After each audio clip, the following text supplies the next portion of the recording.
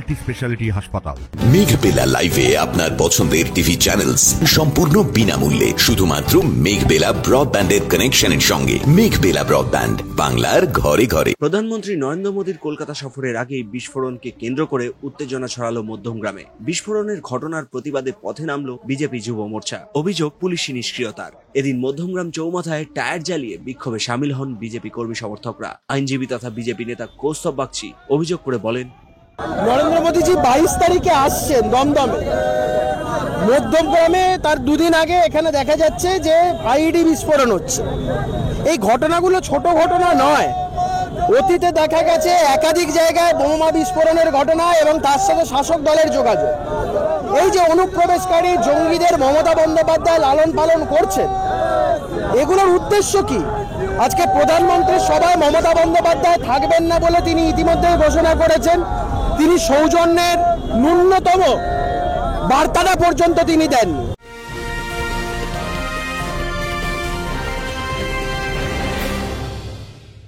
উত্তর 24 পরগনা ও তার আশপাশের এলাকার মানুষের সেবায় ক্যাথ ল্যাবের মতো অত্যাধুনিক সুবিধা নিয়ে পরিষেবায় ব্রতী সারদা মাল্টি স্পেশালিটি হাসপাতাল।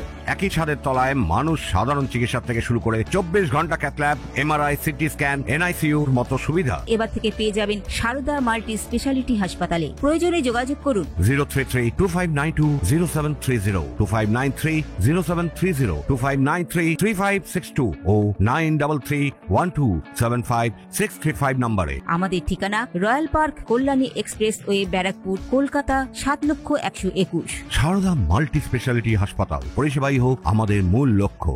প্রধানমন্ত্রীর বিরুদ্ধে একাধিকবার মমতা বন্দ্যোপাধ্যায়কে বিষোদ্গার করতে শোনা গেছে। প্রধানমন্ত্রীর উপরে প্রাণঘাতী হামলা করার ছকের পেছনে মুখ্যমন্ত্রীকে কোনো ইন্ধন আছে? সেই জায়গা থেকে আমরা দাঁড়িয়ে আজকে প্রতিবাদ করছি।